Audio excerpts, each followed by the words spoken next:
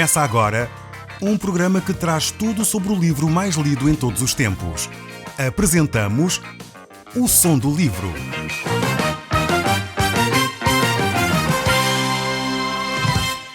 Seja muito bem-vindo. Neste podcast vai encontrar o livro mais conhecido e lido em todo o mundo.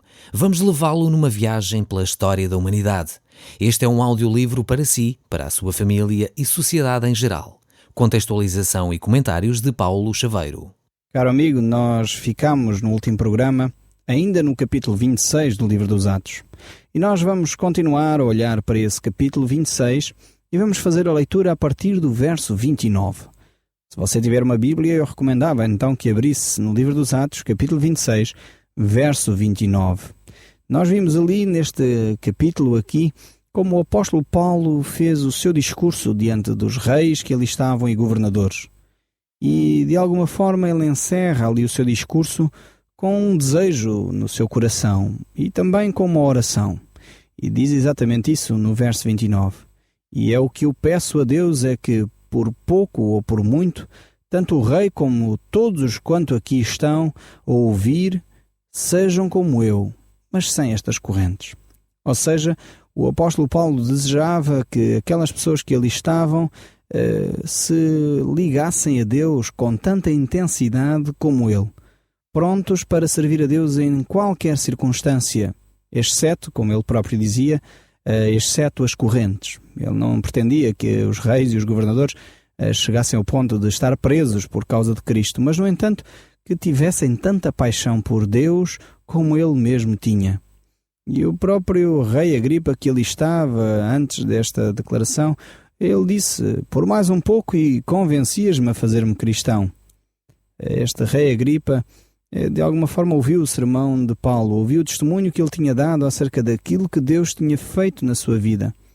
E Paulo, de alguma forma, queria apresentar-lhe quem Jesus era, para que ele tivesse uma oportunidade válida de tomar uma decisão sobre seguir ou não a Cristo.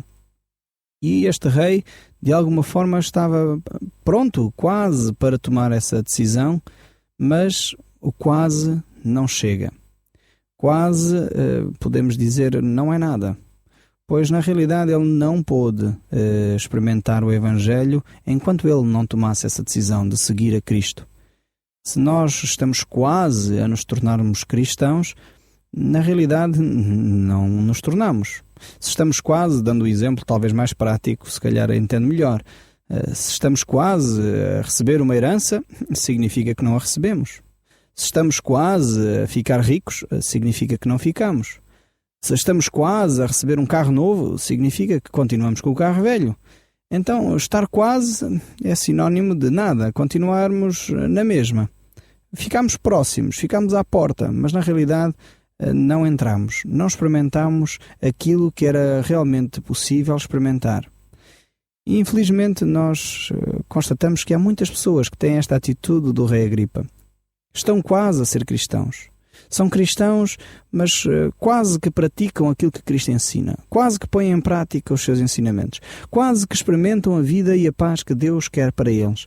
Mas na realidade continuam sem experimentar, continuam sem ser cristãos, continuam sem viver no dia a dia aquilo que Deus tem proposto para eles. As promessas que Deus tem para lhes dar, continuam sem as experimentar. E é pena quando é assim.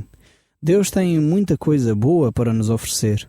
Deus tem realmente um relacionamento intenso para nos dar. Mas é necessário que nós aceitemos esse relacionamento com Deus. É necessário que nós coloquemos a nossa fé em Cristo para passarmos a viver, então, de uma forma intensa, as verdades e as promessas que Deus tem para nós. E Agripa, aqui estava ele, quase persuadido a ser cristão, mas na realidade não tomou essa decisão.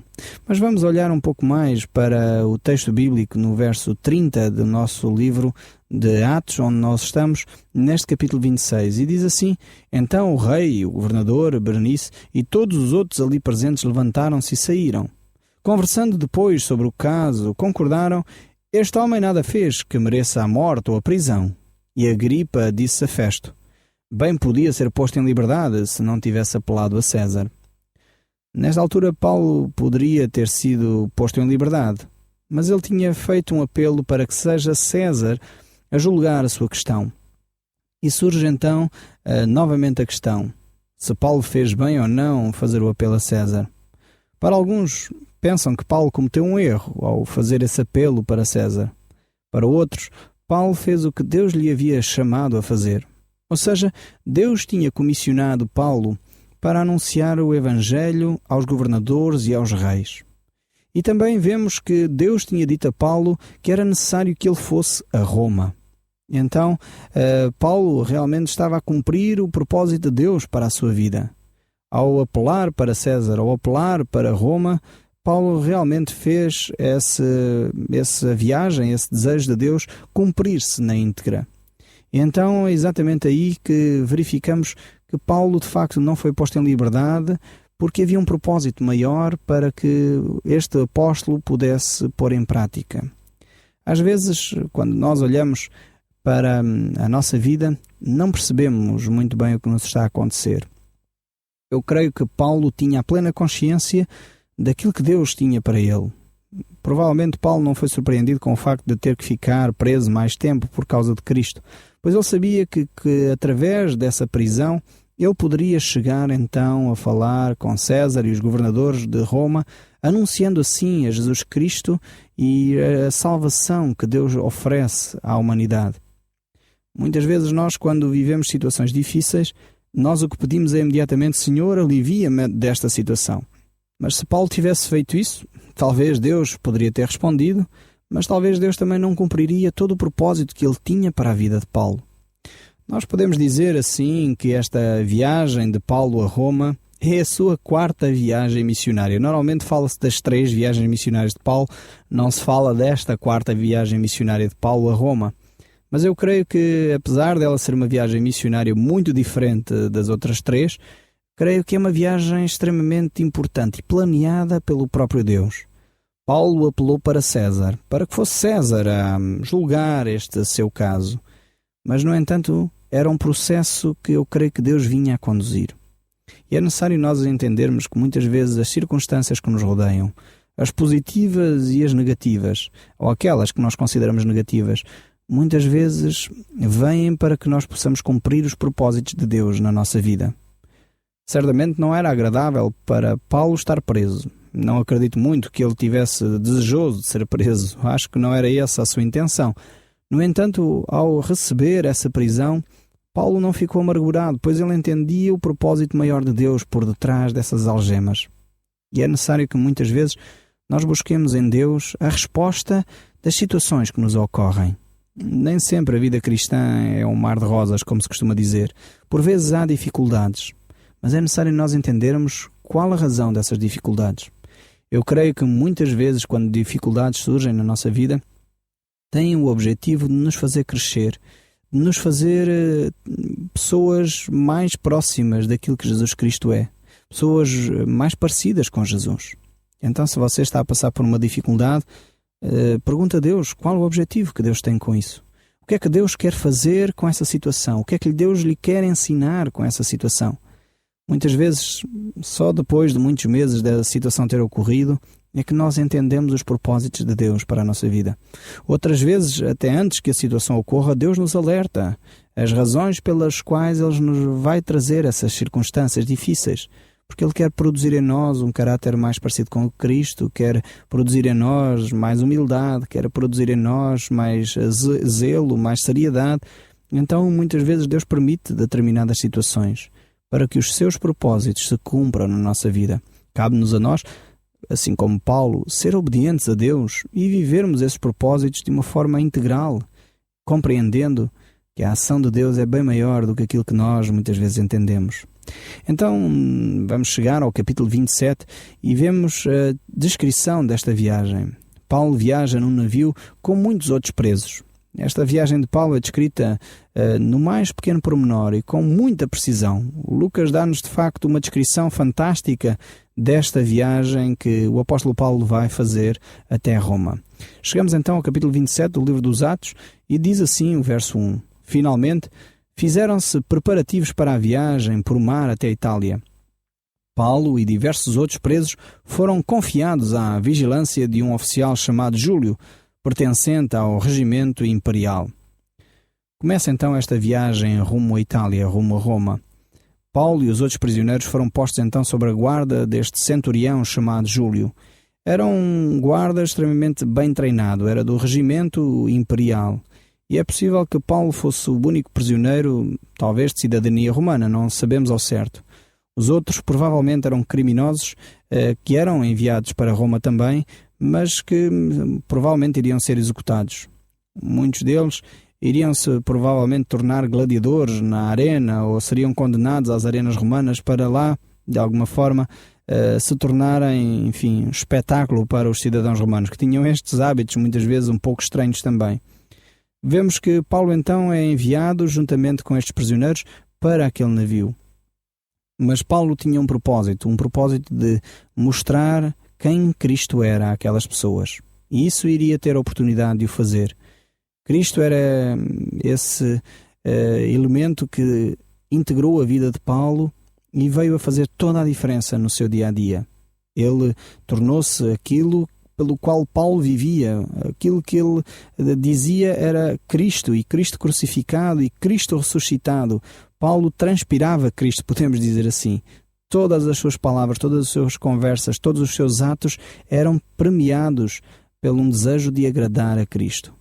Então vemos que Cristo trazia essa libertação não só a Paulo, mas a todos eles, todos aqueles que decidam entregar a sua vida nas mãos de Cristo. E era exatamente isso que Paulo estava desejoso de partilhar. Mas voltemos aqui ao texto bíblico, no verso 2, e vejamos o que ele diz. Partimos num barco que ia para Adramítio e que tocaria em vários portos da costa da província da Ásia. Estávamos acompanhados de Aristarco, um grego de Tessalónica. Vemos aqui então começa o relato desta viagem. Se pudermos olhar para o mapa, se estiver na sua Bíblia, pode ver no final este percurso que o apóstolo Paulo faz junto no Mediterrâneo. A direção era Roma, o objetivo era chegar a Roma, mas havia necessidade de fazer um determinado percurso.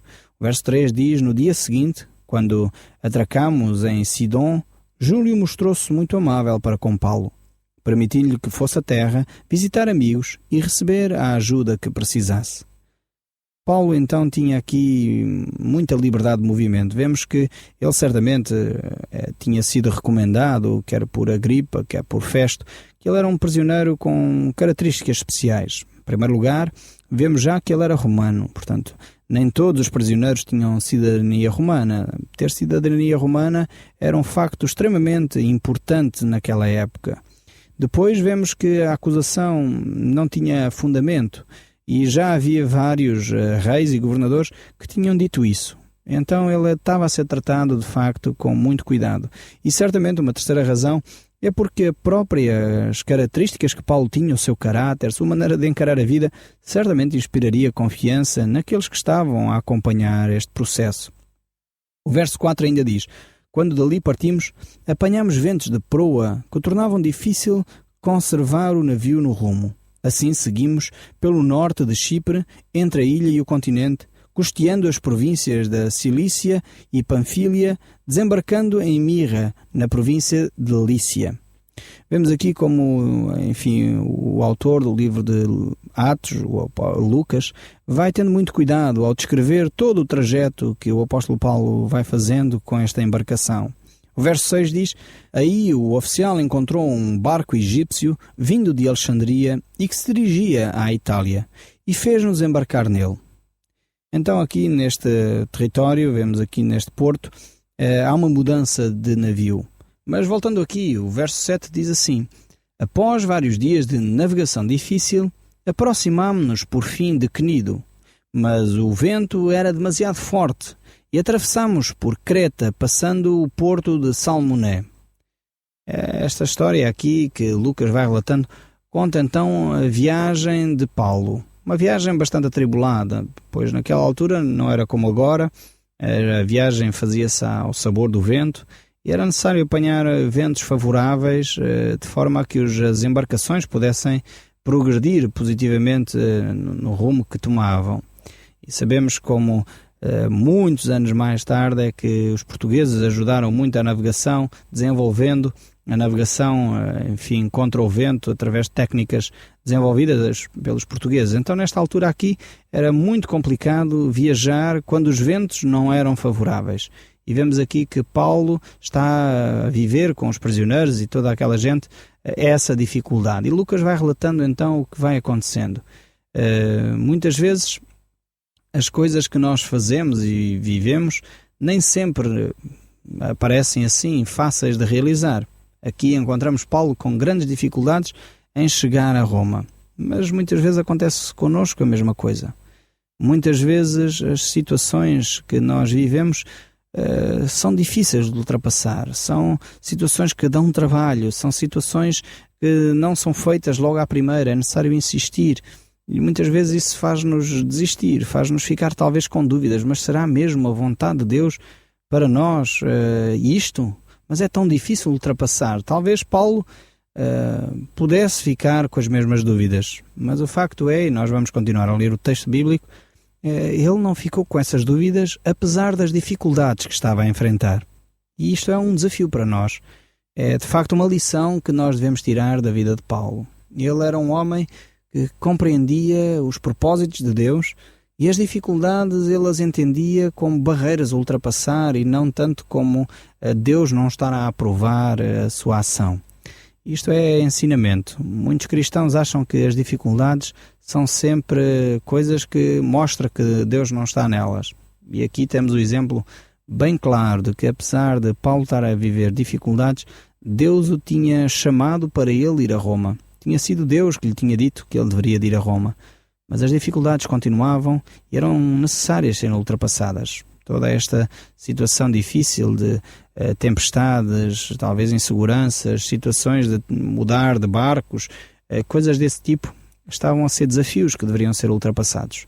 Então, continuamos o nosso texto bíblico, vendo aquilo que Deus estava a fazer. No verso 8 diz: navegando contra o vento com grande dificuldade e avançando lentamente ao longo da costa sul, chegámos a bons portos, perto da cidade de Laceia. Vemos então que finalmente este navio chega a um porto. Havia de facto tempestade, a situação era difícil de ultrapassar, mas então finalmente chegam a este lugar, bons portos. Creio que este nome tem também uma lição se calhar para cada um de nós. Muitos de nós vivemos situações difíceis, precisamos de encontrar algum refúgio, um sítio seguro onde nós possamos aportar, onde nós possamos ficar em segurança. Este lugar, de facto, era esse refúgio que aquela embarcação encontrou. Mas nós temos um porto seguro onde nós podemos atracar a nossa vida. Nós temos um porto seguro onde nós podemos ficar em segurança. E esse porto seguro é o próprio Cristo. Ele, através da palavra de Deus, nos mostra exatamente isso, que nós podemos chegar perto dele. A palavra de Deus nos diz que Jesus Cristo é a rocha firme, onde nós podemos ficar seguros. Então, quando nós temos dificuldades, quando as coisas não avançam talvez como nós gostaríamos, quando as coisas são difíceis de travar, quando vêm as tempestades, procuremos esse porto seguro. Procuremos um lugar onde nos refugiarmos. Procuremos então um sítio onde podemos estar em segurança, não travando esses perigos que estão ao nosso redor. O salmista, a certa altura, diz: vem do Senhor a salvação dos justos. Ele é a sua fortaleza no dia da tribulação. O Senhor os ajuda e os livra. Livra-nos dos e os salva, porque nele buscam refúgio. Então vemos este texto, esta forma como o salmista coloca aqui estas palavras, mostrando que na altura de crise, na altura da dificuldade, devemos buscar em Cristo Jesus o refúgio, pois Ele é a pessoa certa para fazermos isso. O verso 9 então ainda diz: ali nos demoramos vários dias. O tempo estava já a ficar perigoso para a viagem de longo curso, porque se aproximava o inverno, e Paulo falou nisso à tripulação. Olhem que nos podemos meter em trabalhos se prosseguirmos viagem. Podemos perder a carga e as nossas próprias vidas. Notemos aqui que Paulo era simplesmente um prisioneiro no meio daquele grupo ali, mas agora ele toma a liderança. Ele começa a dar orientações, mostrando que é muito perigoso continuarem essa viagem. Certamente aquelas pessoas ali estavam agora de ouvidos.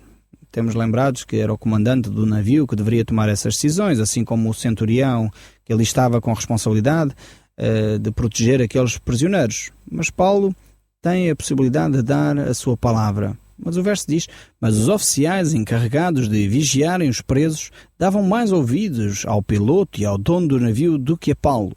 Como aquele porto não tivesse boas condições para passar o inverno, a maior parte da tripulação achava melhor tentarem subir mais pela costa até Fênix, que era um outro porto mais abrigado, aberto só a noroeste e sudoeste, e onde se podia melhor passar o inverno. Nesse instante começou a soprar brandamente um vento do sul, e o dia parecia bom para a viagem. Assim, levantaram ferro e foram navegando ao longo da costa. Nós vemos aqui que, apesar do apóstolo Paulo ter dado a opinião que era melhor não saírem, aquelas pessoas olharam para as circunstâncias e tomaram as suas decisões. Acharam que, de facto, haveria melhores condições num outro porto e os ventos agora até eram favoráveis, por isso levantaram âncora e seguiram viagem. Esta viagem aqui certamente tem muito para nos ensinar, pois ela ilustra bem a viagem que muitas vezes nós fazemos na nossa vida enquanto aqui andamos na Terra. Para sermos como estas pessoas, nós precisamos de entender o que é que Deus nos está a querer ensinar com estes textos bíblicos. Ver que muitas vezes, quando nós tomamos opções baseadas nas circunstâncias, muitas vezes nós perdemos tudo o que temos. Então é necessário ouvirmos em primeiro lugar aquilo que Deus tem para nos dizer. O Som do Livro, uma produção da Rádio Transmundial de Portugal.